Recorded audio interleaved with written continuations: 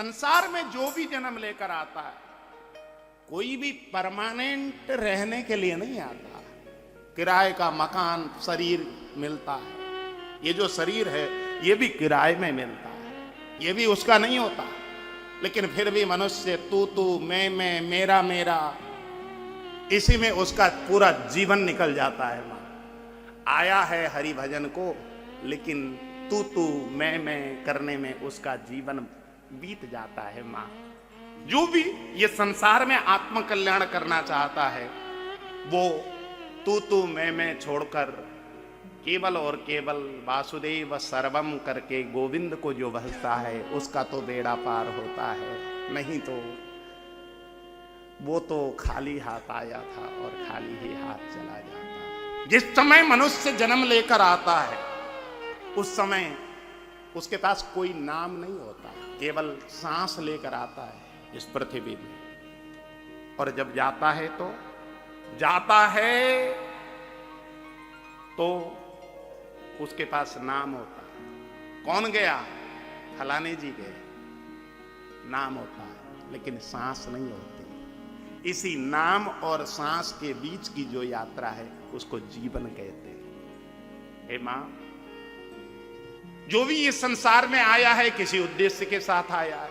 वो यदि अपना कल्याण करना चाहे तो राष्ट्रपति रूप परमात्मा ने जो अवसर दिया है मनुष्य का चोला देकर, देखो मनुष्य चाहे तो परमात्मा को भी प्राप्त कर सकता है और भोग को भी प्राप्त कर सकता है। चयन करना मनुष्य के हाथ में है।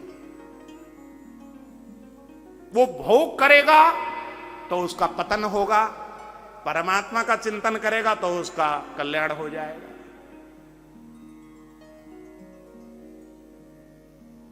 आत्म कल्याण करने के लिए उसको प्रभु का भजन करना चाहिए।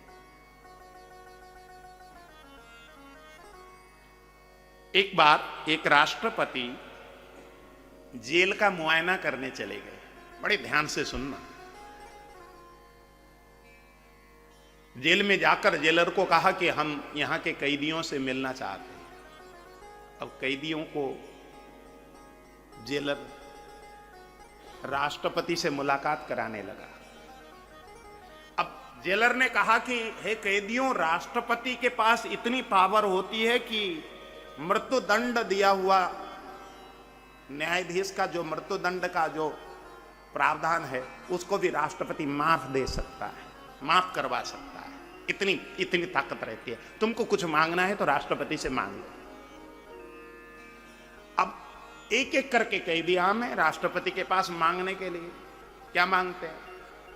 राष्ट्रपति जी, और तो सब बढ़िया है इस जेल में, हम जब से आए हैं ना पेट भर के खा नहीं पाए हैं। 2 ही रोटी दी जाती है। यदि आपकी कृपा हो जाए तो यहां पर हमको रोटी दिला दीजिए, पेट भर के रोटी खाने को मिल जाए। राष्ट्रपति ने जेलर को आदेश दिया कि भैया इस व्यक्ति को रोटी दिया करो पेट भर के खाने को। राष्ट्रपति आगे बढ़े।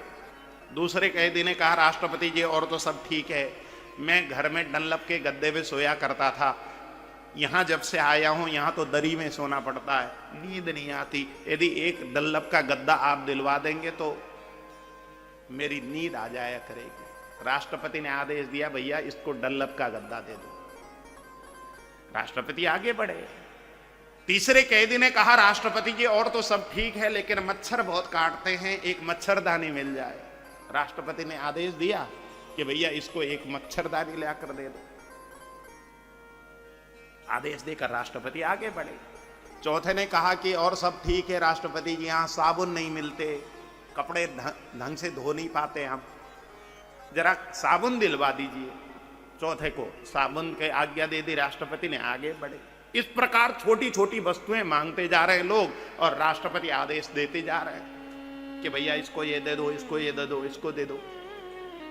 और अंतिम कैदी के पास जब पहुंचे, राष्ट्रपति ने कहा कि अब ये अंतिम फरियाद हम सुन रहे हैं, जो भी मांगना है मांगो भैया, तुम मांगो, क्या मांगना है। उस कैदी ने हाथ जोड़कर राष्ट्रपति को प्रणाम किया और राष्ट्रपति से कहा, राष्ट्रपति जी हम कान पकड़ते हैं, आपसे क्षमा मांगते हैं। मैंने जो भूल किया जिसके कारण मुझे कैद खाने में आकर यहां पर रहना पड़ रहा है, मुझे बहुत पछतावा है। मैं कभी जिंदगी में इस प्रकार की कभी भूल नहीं करूंगा। राष्ट्रपति जी, मुझे इस कैद खाने से मुक्ति दिला दीजिए, मुझे कुछ और वस्तु नहीं चाहिए। राष्ट्रपति जी, मैं सच्चा मनुष्य बनूंगा, मैं वचन देता हूं। हाथ जोड़कर उस कैदी ने जब राष्ट्रपति से इस प्रकार प्रार्थना की, राष्ट्रपति ने उस कैदी को कैद खाने से मुक्ति देने का आदेश दे दिया। देखो मेरे भाई बहन, मेरा परमात्मा ने, ये परमात्मा भी राष्ट्रपति की तरह है। परमात्मा ने हम सब के ऊपर कृपा करके अवसर दिया है मनुष्य का चोला देकर।